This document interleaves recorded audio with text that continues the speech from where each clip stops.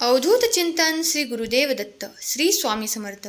जर देवाने तुम्हाला संदेश दिला असेल तर तो संदेश इतरांना शेअर करा। देवाने तुम्हाला सोडण्यासाठी तुमचा हात धरलेला नाही। जेव्हा देवावर तुम्ही अतिविश्वासाने विश्वास टाकतात तेव्हा सर्व काही कठीण संपून जाते। तुमच्या मार्गात सुख, संपन्नता आणि आनंद येऊ लागतो। जर तुम्ही सहमत असाल तर होय म्हणून कमेंट करा। याआधी देवाची कृपा प्राप्त केली असेल, काही अनुभव तुम्ही घेतले असतील तर होय मी स्वामींचे अनुभव घेतले आहेत असे लिहा। कारण त्यामुळे तुम्ही लिहिलेले जेव्हा इतर वाचतील तेव्हा त्यांच्या मनातही स्वामींबद्दल अधिक विश्वास निर्माण होऊन त्यांचे पुण्यही तुम्हाला लागेल। जे कोणी खूप काही त्रासात आहेत, जे कोणी काही कठीण काळात आहेत, त्यांनी देवावरचा विश्वास कमी होऊ देऊ नका। देवही तुम्हाला सोडण्यासाठी किंवा तोडण्यासाठी तुम्हाला इथपर्यंत आणले नाही। तुमच्यासाठी गोष्टी हाताने कठीण असू शकते, तरीही देव तुमच्यासाठी मार्ग तयार करत आहे हे विसरू नका। देव तुमच्यासाठी मार्ग तयार करत असताना तुम्ही त्या मार्गावर चालावे अशी देव तुम्हाला आज्ञा करतात। जर तुम्ही या संदेशाला प्राप्त केले आहे तर त्या क्षणापासून तुमच्या आयुष्यात खूप काही शुभ परिवर्तन तुम्ही पाहणार आहात। जर तुम्ही हे शुभ परिवर्तन पाहणार असाल तर होय म्हणून कमेंट करा। माझा देव महान आहे, मला देवाकडून आनंद हवा आहे असे टाईप करा।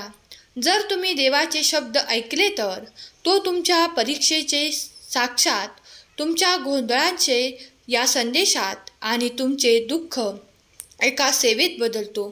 देव म्हणतो तुम्ही केवळ खूप प्रिय आहात असे नाही, तर तो म्हणतो की तुम्ही अत्यंत मौल्यवान आहात। त्यांच्यासाठी तुम्ही त्यांचे प्रिय बाळ आहात। तेव्हा तो तुम्हाला कधी एकटे सोडणार नाही। अगदी कुठलीही कठीण परीक्षा जरी असली तरीही देव म्हणतात, बाळा रडत बसू नकोस, खूप काही त्रासात राहू नकोस, कारण मी तुझ्यासाठी येणारा काळ बदलत आहे। तुझे जे काही कठीण होते ते मी संपवत आहे। काळजी करू नका, प्रक्रियेत घाई करू नका। मी आहे, मी तुझ्या आयुष्यात ज्या व्यक्तीला पाठवतो त्याला तयार करत आहे। माझ्यावर विश्वास ठेव, हे सर्व माझ्या अचूक वेळेवर होणार आहे।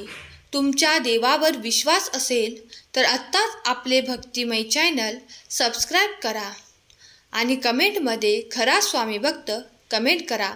तुमच्या बंद नशिबाचे दरवाजे उघडले जातील, तेथून येणारे आशीर्वाद हे तुमच्यासाठीच येतील। जेव्हा ते दार तुमच्यासाठी बंद होते तेव्हा तुम्हाला खूप काही अडचणी आल्यात, तुमच्यात धैर्यही खचले, पण पुन्हा तुम्ही देवाच्या नावाने उभे राहिलात, कारण देव तुम्हाला ती शक्ती प्रदान करत आहे, तुमच्या इच्छा पूर्ण करत आहे। अजूनही वेळ गेलेली नाही। देवावर विश्वास ठेवा, या भक्तिमय संदेशावर विश्वास ठेवा, कारण तुम्ही भक्तीत दंग आहात हे देवाला माहीत आहे। म्हणून देवाने हा संदेश तुमच्यापर्यंत पाठवला आहे। देव आज तुम्हाला म्हणतोय, पुन्हा हसायला तयार रहा। यात तुम्ही एकटे नाही आहात। मला तुमची मदत करू द्या, मी तुमच्या सोबत आहे। माझ्यावर विश्वास ठेवा, माझ्याकडे तुमच्यासाठी खूप छान योजना आहे। तुम्हाला समृद्ध करण्यासाठी आणि तुम्हाला भविष्य देण्यासाठी माझ्याकडे योजना आहेत, सर्वोत्तम योजना आहेत। जाणून घेणे बाकी आहे। तुम्ही ज्या गोष्टीची वाट पाहत आहात ते सर्व काही तुमच्या मार्गात येणार आहे। अगदी तुम्ही तुमच्या मुलाबाळांची इतकी काळजी करत आहात, त्याऐवजी देवाचे नामस्मरण करा आणि मुलांची काळजी देवावर सोपवा, कारण देव सर्व काही जाणतात। तुमच्या मनात किती नकारात्मक भाव निर्माण झाले आहेत, त्यामुळे देव तुम्हाला सांगतात की हे नकारात्मक भाव सोडून दे। तुझी काळजी मी घेत आहे. तुझ्या संपूर्ण कुटुंबाची काळजी मी घेत आहे. तुझ्या मनातील राग, द्वेष आणि शंका काढून टाकत आहे.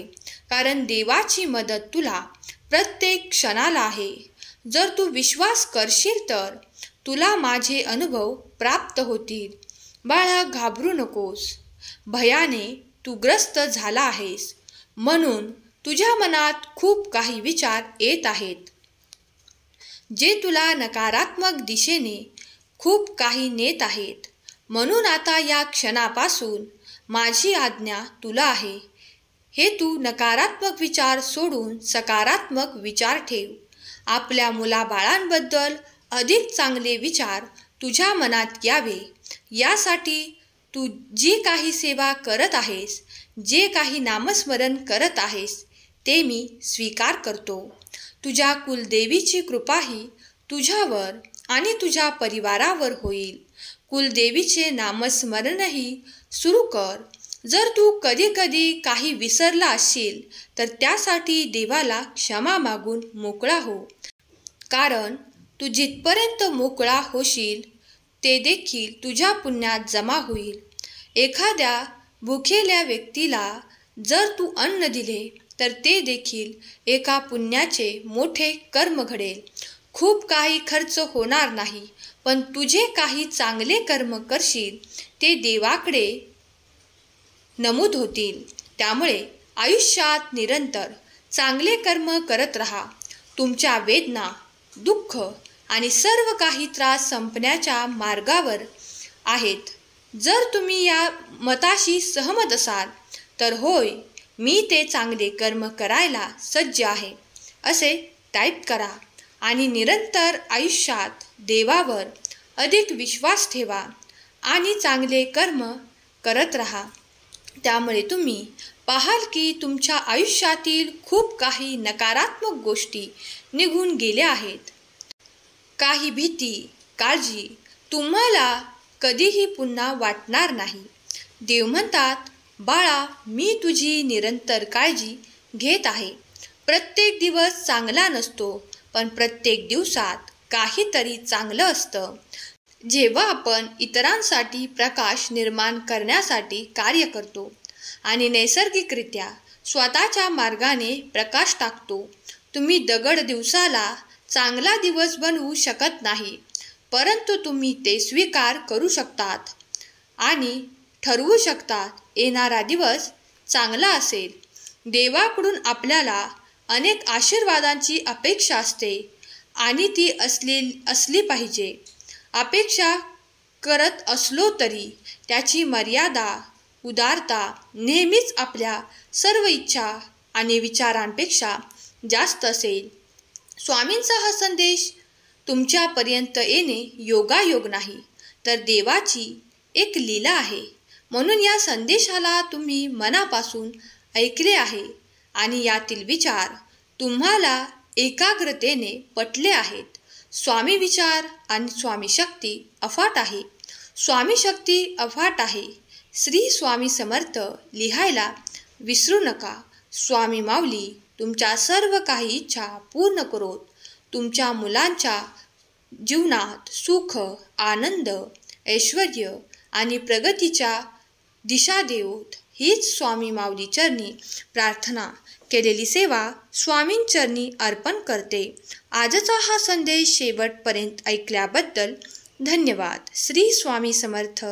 जय जय स्वामी समर्थ.